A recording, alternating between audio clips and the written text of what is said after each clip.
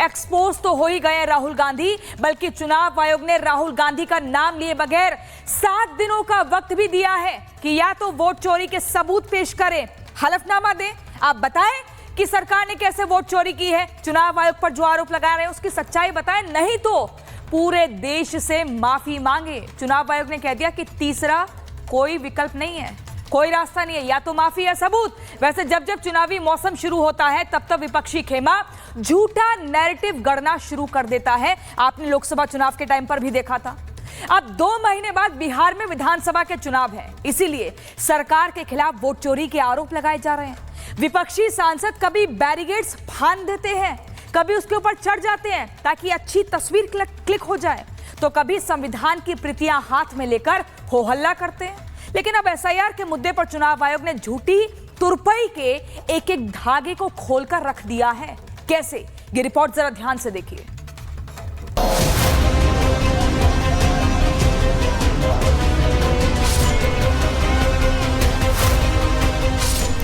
Vote चोरी सच या झूठ, बिहार पहुंचे राहुल देंगे सबूत।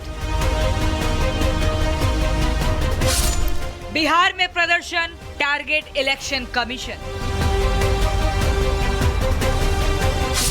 वोट चोरी इल्जाम, सड़क तक घमासान। राहुल का वोट मार्च, चुनाव आयोग ने दिया जवाब। न पक्ष न विपक्ष, सब समकक्ष।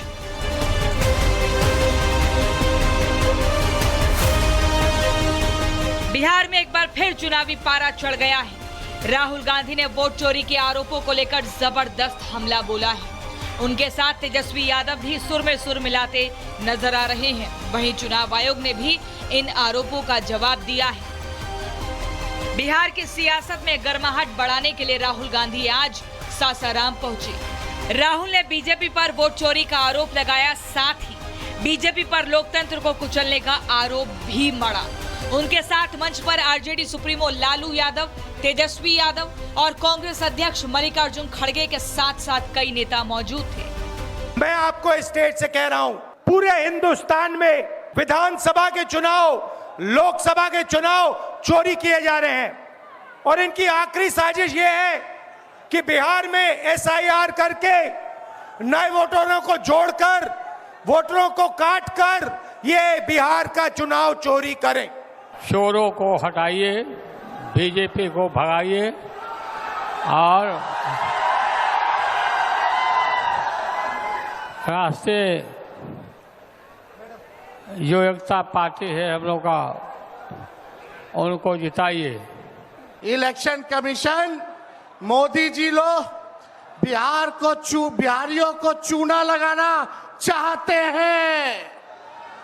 हम कहना चाहते हैं मोदी जी, ये बिहार है, बिहार यहाँ खैनी के साथ चूना रगड़ दिया जाता है और चबा दिया जाता है। बिहारियों को कमजोर मत समझो। तेजस्वी यादव कह रहे हैं ये बिहार है, बिहार यहाँ खैनी के साथ चूना रगड़ दिया जाता है, बिहारियों को कमजोर मत समझो। तेजस्वी के बयान के बाद सियासी पारा चढ़ना तय है। विपक्ष के वोट चोरी के आरोपों पर चुनाव आयोग ने भी अपनी सफाई दी है।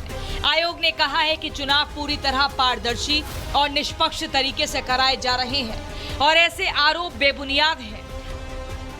चुनाव आयोग उन्हीं राजनीतिक दलों में भेदभाव कैसे कर सकता है? चुनाव आयोग के लिए न तो कोई विपक्ष है, न तो कोई पक्ष है, सब समकक्ष हैं। हलफनामा देना होगा या देश से माफी मांगनी होगी, तीसरा विकल्प नहीं है। आपके माध्यम से मैं ये भी कहना चाहता हूं, अगर 7 दिन में हलफनामा नहीं मिला तो इसका अर्थ ये सारे आरोप निराधार हैं कि एक पीपीटी देकर, जो कि चुनाव आयोग के आंकड़े नहीं हैं। चुनाव आयोग ने मतदाता सूची जरूर दी है, लेकिन पीपीटी में गलत तरीके से एनालाइज करना, गलत आंकड़े देना और यह कहना कि पोलिंग ऑफिसर ने कहा है कि इस महिला ने 2 बार वोट दिया है, इतने संगीन विषयों पर बिना हलफनामे के चुनाव आयोग को काम नहीं करना चाहिए। ये संविधान और कानून दोनों से विरुद्ध में होगा। वोट चोरी के आरोपों पर जनता की राय बटी हुई है। कोई विपक्ष की बातों से सहमत दिख रहा तो कोई इसे सिर्फ चुनावी मुद्दा मान रहा है। दरअसल कांग्रेस ने बिहार में आज से वोटर अधिकार यात्रा की शुरुआत की। इसे लेकर कांग्रेस ने एक सोशल मीडिया पोस्ट कर लिखा है कि आ रहे हैं जननायक। इस पर बीजेपी ने बड़ी टिप्पणी की।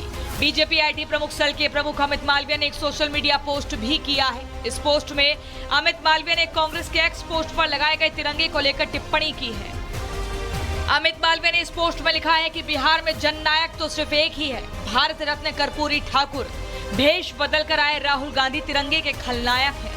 कांग्रेस ने अपने पोस्टर से भारत के झंडे का भगवा रंग हटाकर घुसपैठिया बचाओ यात्रा की शुरुआत कर दी है। यह सिर्फ अपने वोट बैंक को साधने की मुहिम है।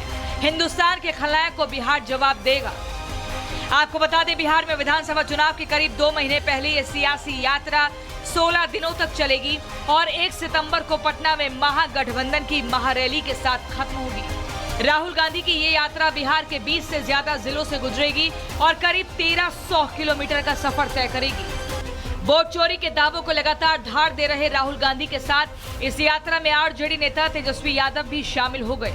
ऐसे में सवाल है कि वोटर अधिकार यात्रा के जरिए राहुल गांधी बिहार में वही राजनीतिक प्रयोग आजमाएंगे जिसका सफल ट्रायल उन्होंने 2024 के लोकसभा चुनाव में उत्तर प्रदेश में। एक्सपोज तो हो ही गए राहुल गांधी, बल्कि चुनाव आयोग ने राहुल गांधी का नाम लिए बगैर 7 दिनों का वक्त भी दिया है कि या तो वोट चोरी के सबूत पेश करें, हलफनामा दें।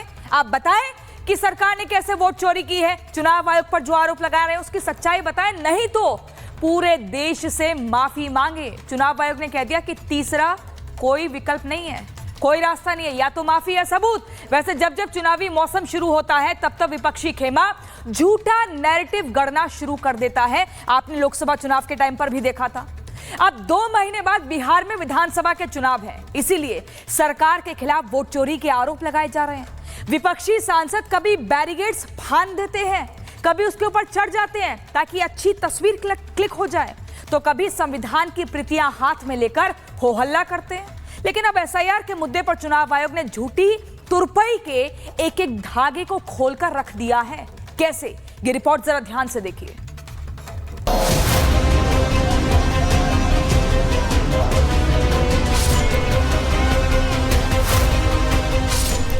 वोट चोरी सच या झूठ, बिहार पहुंचे राहुल देंगे सबूत। बिहार में प्रदर्शन, टारगेट इलेक्शन कमीशन। वोट चोरी इल्जाम, सड़क तक घमासान। राहुल का वोट मार्च, चुनाव आयोग ने दिया जवाब। न पक्ष न विपक्ष, सब समकक्ष।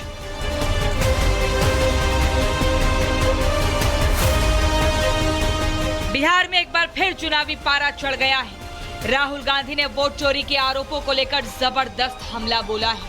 उनके साथ तेजस्वी यादव भी सुर में सुर मिलाते नजर आ रहे हैं। वहीं चुनाव आयोग ने भी इन आरोपों का जवाब दिया है। बिहार की सियासत में गर्माहट बढ़ाने के लिए राहुल गांधी आज सासाराम पहुंचे। राहुल ने बीजेपी पर वोट चोरी का आरोप लगाया, साथ ही बीजेपी पर लोकतंत्र को कुचलने का आरोप भी मढ़ा।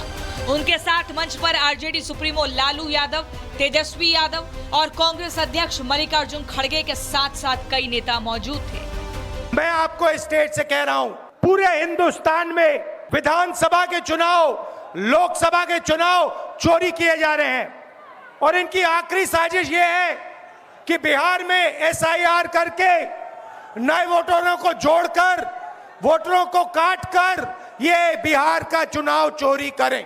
चोरों को हटाइए, बीजेपी को भगाइए और राष्ट्रीय जो एकता पार्टी है हम लोग का, उनको जिताइए। इलेक्शन कमीशन, मोदी जी लोग बिहारियों को चूना लगाना चाहते हैं। हम कहना चाहते मोदी जी, ये बिहार है बिहार, यहाँ खैनी के साथ चूना रगड़ दिया जाता है और चबा दिया जाता है। बिहारियों को कमजोर मत समझो।